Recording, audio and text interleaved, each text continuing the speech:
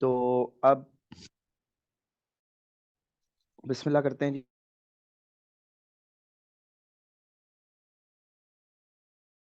Work energy power से related class में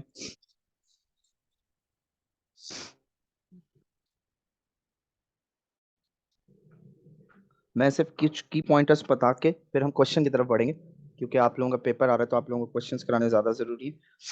as physics 9702 work energy and power.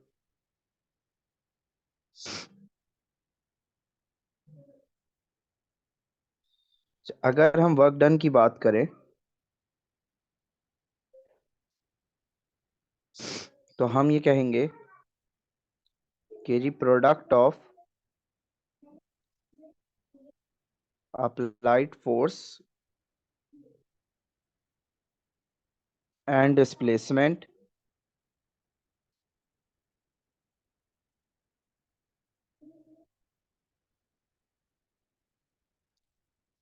Done is equal to F into S. अच्छा, अब आपके पास इस तरह समझें कि ये एक ऑब्जेक्ट है जो इस सरफेस पे रखा हुआ है।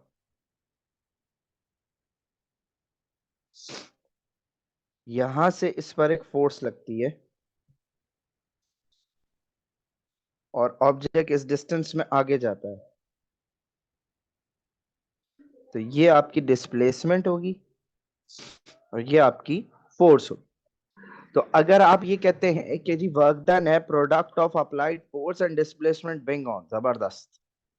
अगर आप कहते हैं कि जी वर्क डन है product of applied force and distance, तो अब ये डिस्टेंस पे सेंटेंस खत्म नहीं कर सकते आप, आपको लिखना पड़ेगा in the direction of the given force. In the direction of given force ये लिखना जरूरी है। अगर आप ये नहीं लिखते हैं तो फिर आपके जो मसला है वो बहुत टेढ़ा है। तो आपको ये लिखना बहुत जरूरी है कि आपके पास जो प्रोडक्ट है वो किन दो चीजों के दरमियान, एक तो अप्लाइड फोर्स है और दूसरा आपके पास जो ऑब्जेक्ट जिस डिस्टेंस में कवर कर, जिस डायरेक्शन में डिस्टेंस कवर कर रहा है यानी डिस्प्लेसमेंट, उसको मेंशन करना जरूरी है। अब वो आपका मेथड है, आप किस तरीके से करते हैं। आप कहते हैं डिस्प्लेसमेंट, जबरदस्त, हो गया काम खत्म। लेकिन अगर आप ये लिखते हैं डिस्टेंस तो आपको उसका आगे बताना पड़ेगा कि in the direction of the given force. Clear हो गया जी। अब अगर मैं मैक्सिमा की बात करूं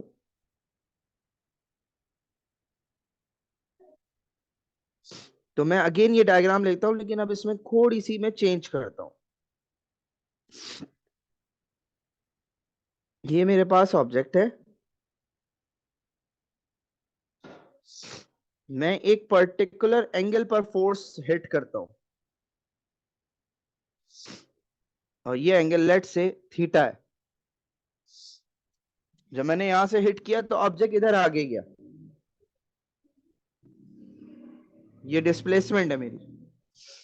एज पर द डेफिनेशन मेरे पास ऑब्जेक्ट की जो फोर्स है और displacement they should be in same direction.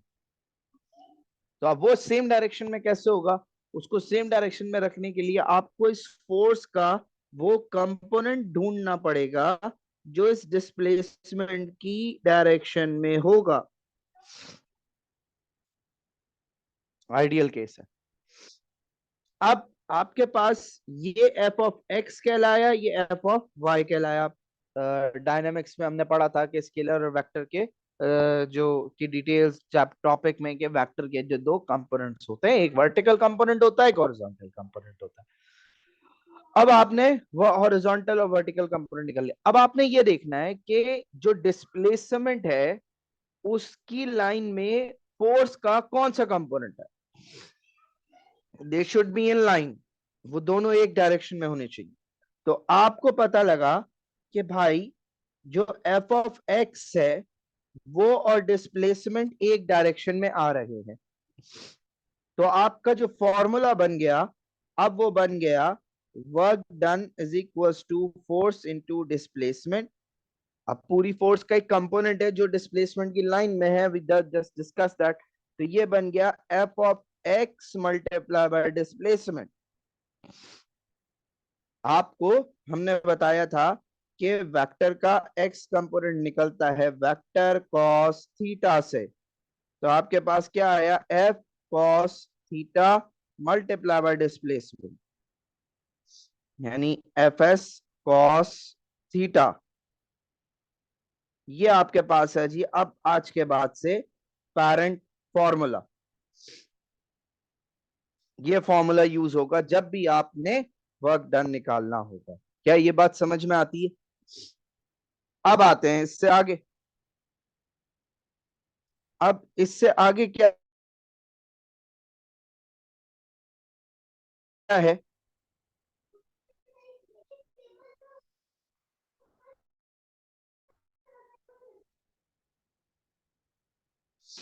इससे आगे आपके पास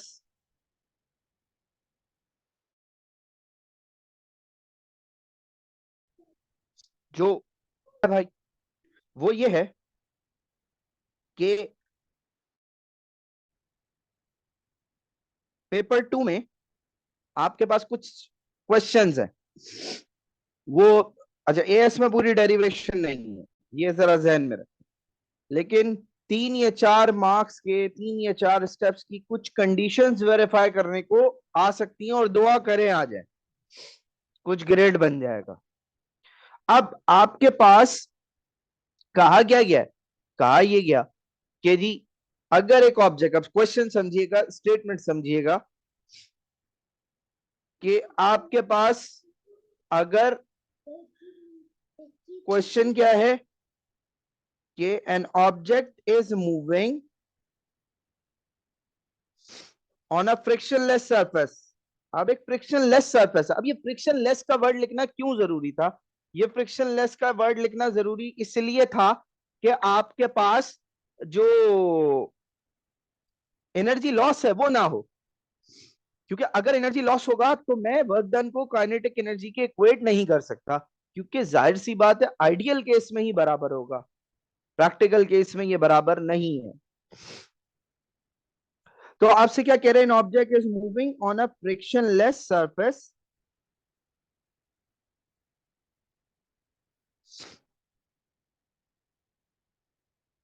तो वर्क डन जो है वो आपके पास काइनेटिक एनर्जी के बराबर है, ये प्रूफ करके दें।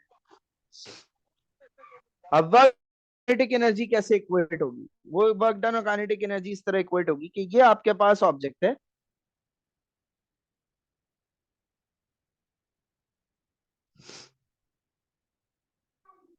इनिशियल वेलोसिटी इसकी 0 है, रेस्ट पे है, आपकी बाइक या गाड़ी है बाहर खड़ी हुई है। आपने यहां से एक फोर्स लगाई,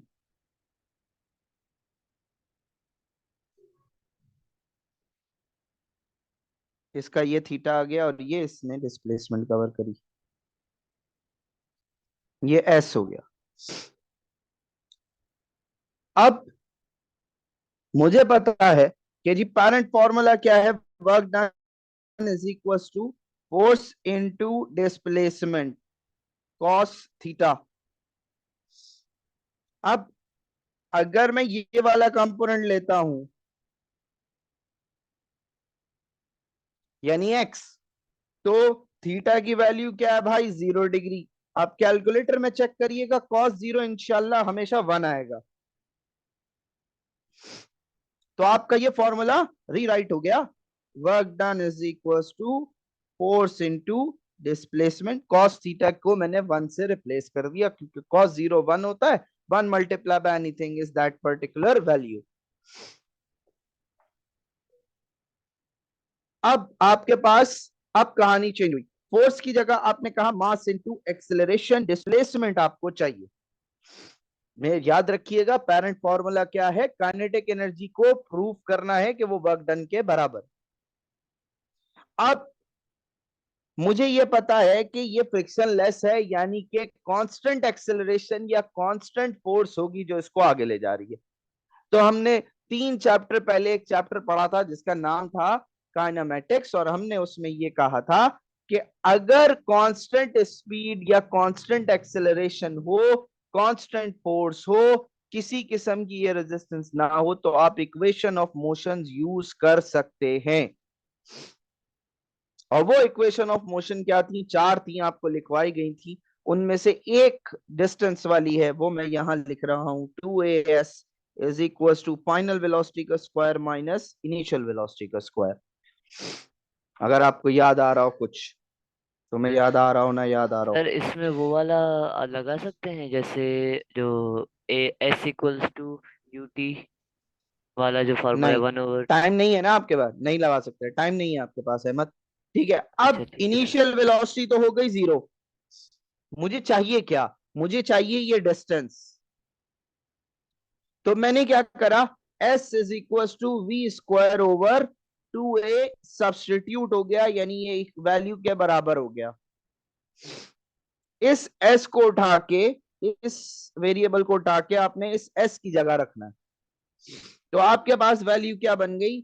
मास into acceleration into V square over 2a।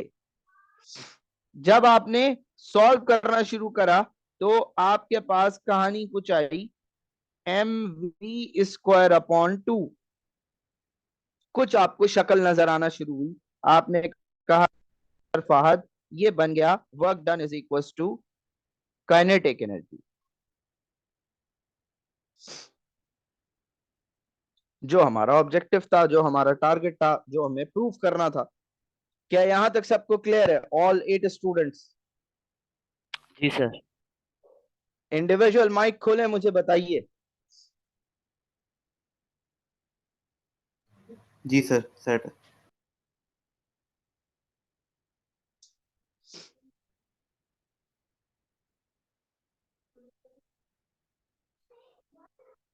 Done. अच्छा जी। अब अगला आपके पास जो केस है, वो है जी work done is equal to potential energy. अब work done is equal to potential. अच्छा, मैं फिर बोल रहा हूं, ये सारे आइडियल केस है, प्रैक्टिकली इनमें से कोई केस नहीं है थर्मल एनर्जी का लॉस लाजमी आएगा, लाजमी आएगा। अब मैंने क्या कहा, मेरे पास एक ऑब्जेक्ट है। अभी इस तरह से समझे कि एक ये चीज है। बन कैसे होता है ये रहा जी, ये क्या? अब मैं इसको ऐसे ऊपर की तरफ उछालता हूं। मैं कह रहा हूं कि जब ये ऊपर जा रहा है, तो एयर रेजिस्टेंस नहीं है। अच्छा, एयर रेजिस्टेंस ना होने से क्या पता लगा? एयर रेजिस्टेंस ना होने से पता लगा कि आपकी जो इक्वेशन ऑफ मोशन है वो यूज हो जाएगी। अब ये ऊपर जा रहा है, मैं कह रहा हूं एयर रेजिस्टेंस नहीं है, ये कांस्टेंट वेलोसिटी से ऊपर की तरफ जाके यहां तक जा रहा है, इस जगह तक, यहां से फेंका है, यहां तक जा रहा है। ये है इसकी हाइट। अब जिस डायरेक्शन में आपने फेंका है, उसी डायरेक्शन में ऊपर जा रहा है, तो कॉस थीटा की जगह तो वन आ गया भाई, सीधा सीधा। तो आपके पास क्या हुआ? Work done is equal to F S cos theta में एफ एस बचा।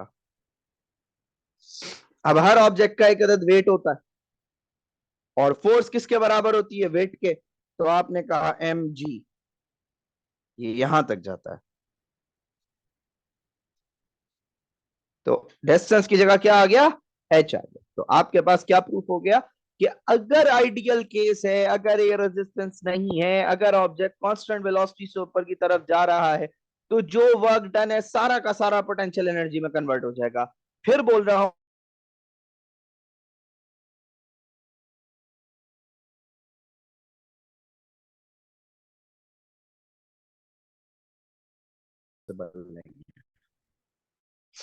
लॉस होगा। ओके जी, आगे बढ़ते हैं। अब जो तीसरा केस है, सर आपका थोड़ा सा नेट लैग केस कर रहा था, एक दफा फिर बताएंगे। मैं फिर बोल देता हूं। सर पोटेंशियल देखिए, डिफरेंस वाला। ये ऑब्जेक्ट था, इसको जब आपने ऊपर की तरफ फेंका, यहां तक गया, ये आपके पास हाइट हो गई। तो आपके पास एफ एस कॉस थीटा में कॉस थीटा तो 1 हो गया, क्यों, किस डायरेक्शन में भेज रहे हो उसी डायरेक्शन में डिस्टेंस कवर हो रहा है, तो ये तो 1 हो गया। अब एफ एस फोर्स की जगह वेट है और एम जी एच आ गया आपके पास। क्लियर जी, आगे बढ़े। जी सर। ऑल 8 स्टूडेंट्स, 8 हैं, कितने बैठे हैं जरा एक मिनट, अब्दुल सुभान, अब्दुल्ला, अहमद, इशमल, हमजा, हसन, लीना। क्लियर है जी, ओके। अब आपके पास वो ये कह रहा है कि एक गैस है, ये कंटेनर है,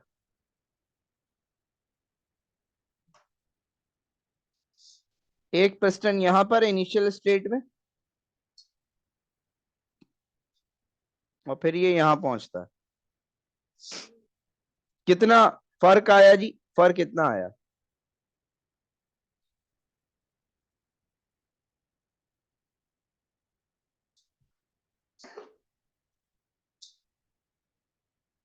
यहां जी गैस पार्टिकल्स है।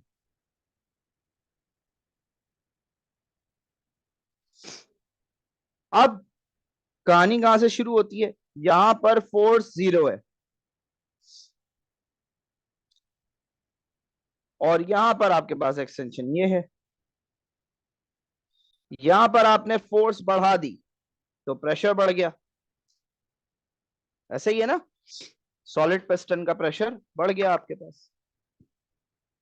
अब आपने जिस डायरेक्शन में इस पिस्टन पे फोर्स लगाई थी, ऑब्जेक्ट उसी डिस्टेंस में उसी डायरेक्शन में आगे गया, तो आपके पास क्या हो गया भाई, ये हो गया work done is equal to F S cos theta. Cos theta का मतलब एफ एस वही कॉस थीटा कॉस 0 1 के बराबर हो। ये डिस्टेंस मेरे पास है डेल्टा ई, फोर्स नहीं है, फोर्स निकालनी है। तो मुझे ये याद आया कि ये जो पिस्टन है जिसको मैं अभी कलर कर रहा हूं आपके सामने, ये है जी सॉलिड ऑब्जेक्ट। ओ लेवल्स जब आपने पढ़ी थी तो आपको एक फॉर्मूला पढ़ाया गया था, pressure for solid is equal to force upon area. मैं ये क्यों कर रहा हूं, क्योंकि मुझे वर्क डन प्रूव करना है कि ये बराबर है पी डेल्टा वी के। ये मुझे इक्वेशन चाहिए, ये मेरा ऑब्जेक्टिव है। तो इस इक्वेशन में क्योंकि प्रेशर है इसीलिए मैंने इस फोर्स को रीराइट किया प्रेशर इनटू एरिया की शक्ल में। अब इस फोर्स की जगह मैं ये रखूंगा तो ये बन जाएगा pressure into area into extension. कोई मसला, कोई प्रॉब्लम यहां तक? माइक सर अनम्यूट करें और बताएं। नहीं सर। ओके, अच्छा जी। अब अगर आपने ओ लेवल मैथ्स पढ़ी हो तो आपको बताया गया था वॉल्यूम का फॉर्मूला होता है length into width into height, area होता है जी लेंथ इनटू विड्थ। तो वॉल्यूम में area multiply by third dimension या थर्ड डायरेक्शन लिख सकता हूं कि एरिया के साथ आप अगर कोई तीसरी डायरेक्शन मल्टीप्लाई कर रहे हैं तो you are basically calculating the volume. ये आपने ओ लेवल्स फिजिक्स में भी किया है, एक आध सवाल आता है P1 V1 में। तो अब ये जो चीज थी ये बन गई चेंज इन वॉल्यूम के बराबर। क्यों change in volume sir Fahad, क्यों भाई? क्योंकि ये डेल्टा है, डेल्टा यानी डिफरेंस, डिफरेंस मानी चेंज यानी दो वैल्यूज का सब्ट्रैक्शन। तो अब आपके पास फॉर्मूला क्या बन गया, P delta we which was my target. Clear है जी यहां तक, कोई मसला? नहीं सर, समझ में आ ओके, गया। फिर आते हैं जी अगले क्वेश्चन हमारे पास। अगला है जी केस के आप 1/2 f/e प्रूफ करें या 1 work done is equal to half K X square proof करके दें। एक्स ई दोनों यूज होते हैं एक्सटेंशन के लिए। जो मेरी लास्ट यूट्यूब लेक्चर था डिफॉर्मेशन वाला, उसमें मैंने ये इक्वेशन का कहा था कि मैं वर्क एनर्जी पावर में प्रूफ करके दूंगा आपको। तो आज आ गए जी आपके साथ। अब आपके पास ये एक ऑब्जेक्ट है सपोर्ट है,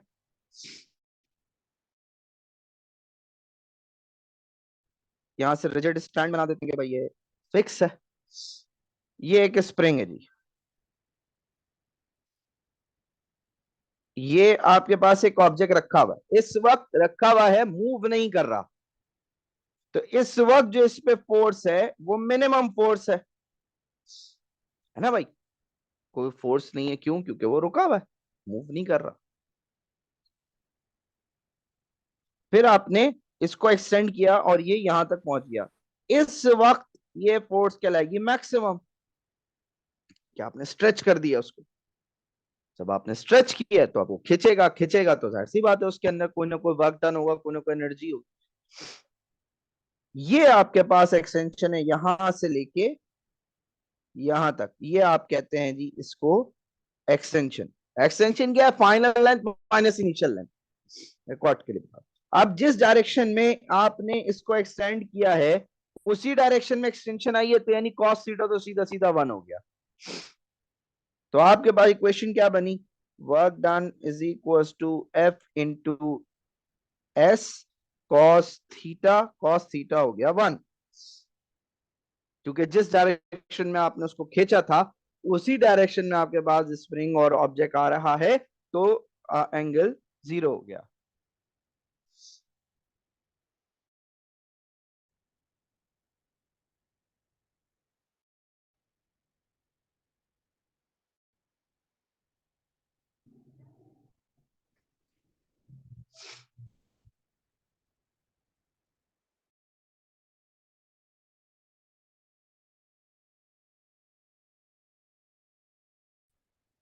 अच्छा जी, इसके पास सर आपने आंसर आ तो गया। पता ही है ड्राइव करने के लिए आता है, लेकिन ये फिर सवाल में क्यों यूज होते हैं ये वाले? हेलो,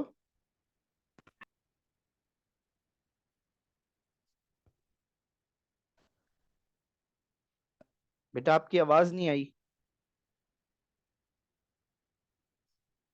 मुझे सर व्हाट्सएप पे मैं कह रहा मैसेज था कर दें। कि अच्छा जी, अब जब आपके पास कोई फोर्स नहीं होती तो आप एवरेज ले लेते। मैं क्या करता हूं, मैं दोनों फोर्सेस का एवरेज ले लेता हूं। क्यों ले लेता हूं? बिकॉज मुझे अपने फॉर्मूले में ये 1/2 करके चाहिए, हाफ करके चाहिए। तो मैंने क्या कहा, मैंने कहा एफ मिनिमम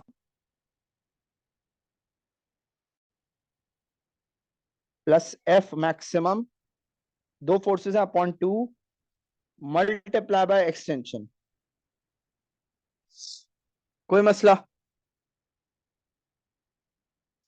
अब मुझे पता है कि जब ऑब्जेक्ट स्ट्रेच नहीं हो रहा तो उस वक्त उसकी मिनिमम फोर्स 0 होगी। रुका हुआ था ना, स्टेशनरी था, उसकी बस एक अनस्ट्रेच लेंथ मौजूद थी, आपने उसको स्ट्रेच करना स्टार्ट तो नहीं किया था। तो आपके पास क्या हुआ? 1/2 एफ मैक्स इंटू ई। पहली इक्वेशन आ गई, गौर से देखें, ये वाली इक्वेशन आ गई आपके पास।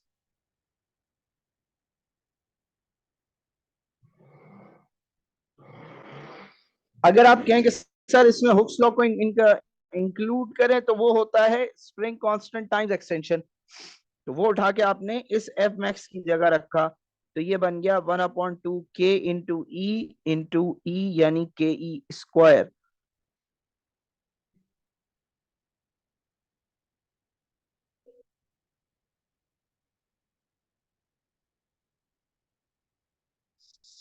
ये रही आपके पास आपकी दो इक्वेशंस। क्या यहां तक बात समझ में आती है? जी sir. All 11 students please respond. Yes sir. Okay, जी सर। अब चलते हैं जी जरा और इंटरेस्टिंग चीज विच इज एनर्जी।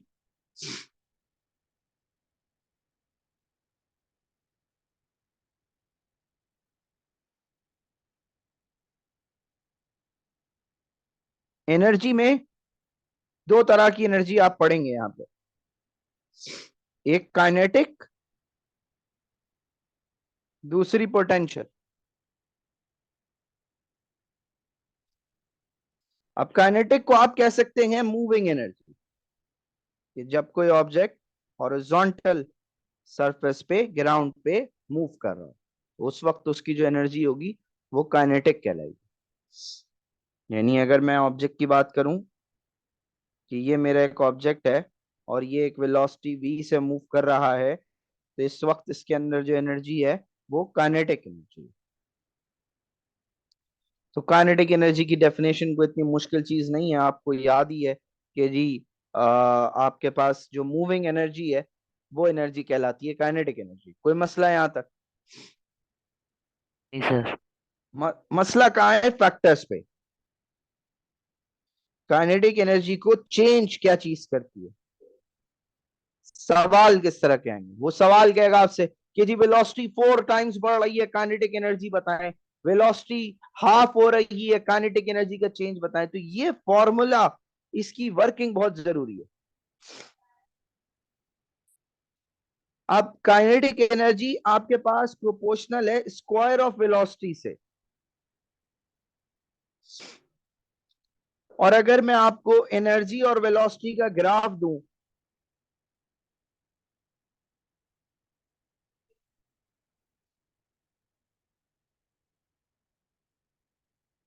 तो इसका जो ग्रेडियंट होगा वो होगा हाफ एम, यानी मास का आधा।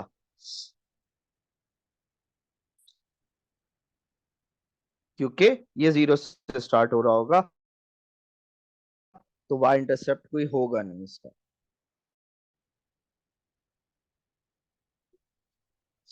अब आपके पास इसके सवालात कैसे? इसके सवालात सबसे ज्यादा ग्राफ की सूरत में। अगर ऑब्जेक्ट कांस्टेंट स्पीड से मूव कर रहा है,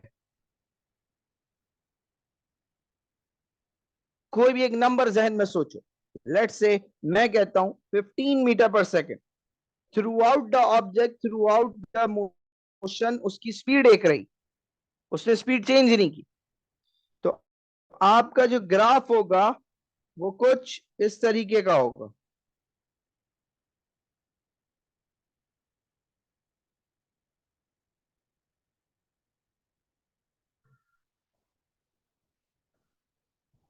क्योंकि उसकी स्पीड चेंज नहीं हुई, इसीलिए उसकी काइनेटिक एनर्जी एक ही रही। अगर उसकी स्पीड चेंज हो रही होती, इंक्रीज हो रही होती, डिक्रीज हो रही होती, कॉरस्पॉन्डिंगली आपका ग्राफ चेंज हो रहा होता।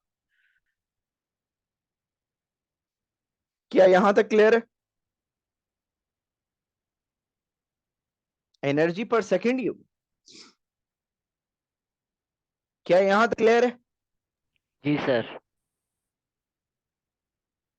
अगर मैं कहता हूं कि ये ग्राफ है, अब इसका मतलब क्या हुआ? अगेन एनर्जी, एनर्जी और टाइम ग्राफ है, तो इसका मतलब ये हुआ आपकी स्पीड बढ़ रही है लेकिन जो रेट है वो कांस्टेंट है। तो काइनेटिक एनर्जी आपकी बढ़ रही है, आप बढ़ते चले जा रहे हैं, 2 4 6 8 10। जो रेट है, जो रेशियो है वो कांस्टेंट है। क्या ये बात समझ में आती? यस। एक दफा दोबारा बताइए ये वाला। अगर आपकी स्पीड कांस्टेंट है, यानी स्पीड कॉन्स्टेंटली बढ़ रही है, 0 2 4 6 8 10, यानी जो रेशियो है, जो डिफरेंस है वो कांस्टेंट है, तो आपकी जो काइनेटिक एनर्जी है वो भी बढ़ रही होगी लेकिन कॉन्स्टेंटली बढ़ रही होगी। उसका चेंज, दोनों का रेशियो प्रोपोर्शनल होगा। तो आप स्ट्रेट लाइन पढ़ते ही ओ लेवल मैथ्स में आता है आपके। क्लियर जी? जी सर। लीना, हिदबा, क्लियर है जी? Abdul Rahman, Subhan, Asad, Ishmal, Hamza, Hasan, yes sir. Zoher. Okay. अगर अब मैं पोटेंशियल एनर्जी की बात करूं,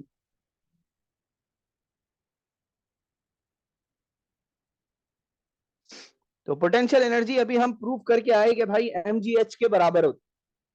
हमने अभी केस प्रूफ किया। तो इसका फॉर्मूला क्या है, mgh। तो पोटेंशियल एनर्जी सीधी सीधी प्रोपोर्शनल हुई हाइट के। और अगर आप इसका ग्राफ बनाएं, एक्स एक्सिस पर आप हाइट रखें, वाई एक्सिस पर आप पोटेंशियल एनर्जी रखें, तो आपका जो ग्रेडियंट होगा वो ऑब्जेक्ट का वेट होगा।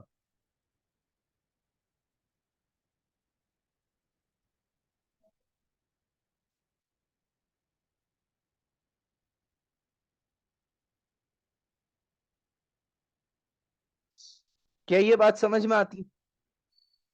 सर एक क्वेश्चन है सर। सर ऊपर जो के जी, ई ग्राफ है आपका, जो हमारा काइनेटिक एनर्जी का, सर उसका एरिया अंडर द ग्राफ क्या बताता है?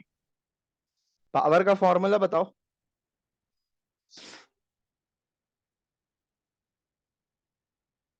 पावर याद का नहीं। फॉर्मूला क्या है? सिंपल पावर का formula sir power F equals to into V. F V. F into V ना। अभी थोड़ी देर रुक जाओ, उसी तरफ चलते हैं, उसी तरफ एरिया अंडर द ग्राफ की तरफ आएंगे वापस। अच्छा जी, पोटेंशियल एनर्जी। अब इसके बाद एक टोटल एनर्जी आती है। टोटल एनर्जी क्या है? टोटल एनर्जी कहते हैं kinetic energy plus potential energy.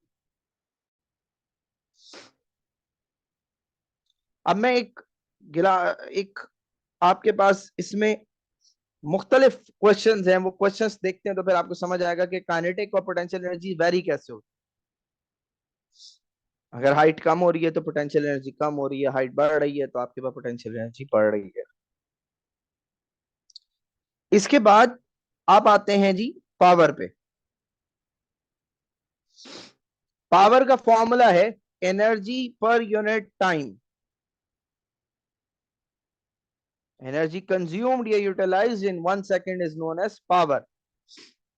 बड़ी मुअद्दबाना गुजारिश होगी आप लोगों से, ऑल्दो आप लोगों ने प्री क्लास में पढ़ा था, मुझे जरा पावर का बेस यूनिट निकाल के दे दें जरा व्हाट्सएप पे जल्दी से।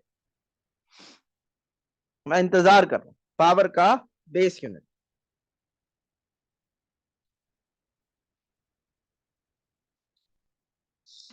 पावर का बेस यूनिट क्या होगा?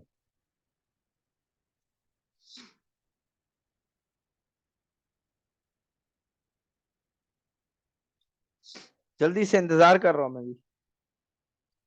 एनर्जी को इक्वेट करें वर्क डन से, वर्क डन को करें फोर्स इनटू डिस्टेंस से, कुछ आगे पीछे ऊपर नीचे करें, आंसर निकालें, मुझे बेस यूनिट निकाल के दें पावर का। इश्मल आंसर बताओ बेटा।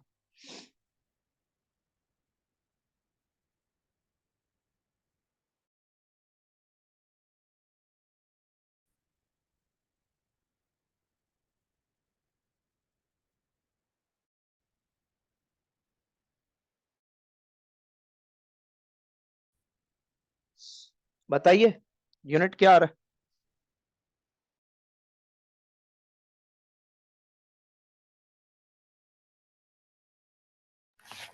kg m2s-3। गुड। अच्छा, अब मैं उम्मीद सर करता हूँ के कि जी सही। एम टू एस अब माइनस थ्री। एनर्जी को आप इक्वेट करते हैं वर्क डन से, कब करते हैं भाई? जब आइडियल केस हो। आप कहते हैं पूरी की पूरी आपकी वर्क डन काइनेटिक एनर्जी में कन्वर्ट हो गया, या पोटेंशियल एनर्जी में कन्वर्ट हो गया, या थर्मल एनर्जी में कन्वर्ट हो गया।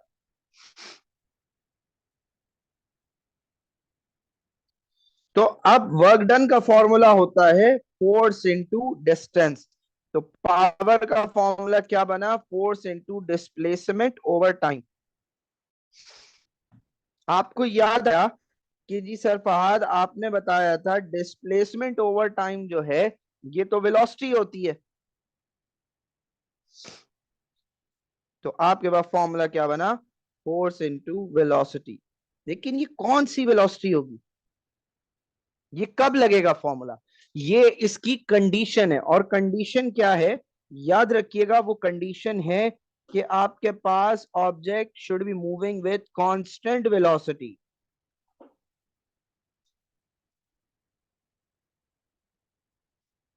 अगर ऑब्जेक्ट कांस्टेंट वेलोसिटी से मूव कर रहा है तो आप ये फॉर्मूला यूज कर सकते हैं, अदरवाइज नहीं होगा। क्या ये बात समझ में आती है? जी सर। ओके। अब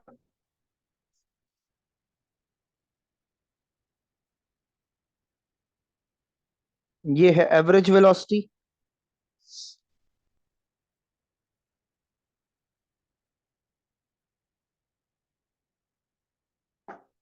यहां जब इनिशियल वेलोसिटी 0 हो।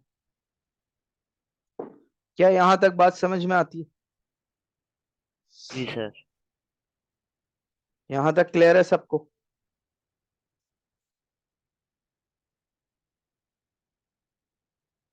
ओके। अब आप लोगों से सवाल है कि इसके बाद मैं एक छोटा सा टॉपिक है हमारा एफिशिएंसी।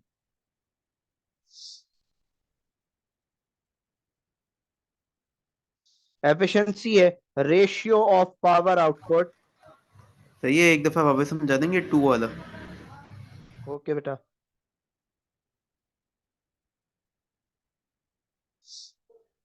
आपसे ये कह रहा है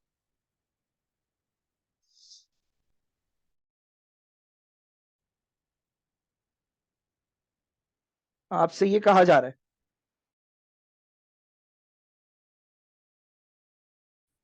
कि एफिशिएंसी क्या होती है? एफिशिएंसी होती है कि आप कितने परसेंट अपनी पावर आउटपुट पे कन्वर्ट कर पाए फ्रॉम इनपुट।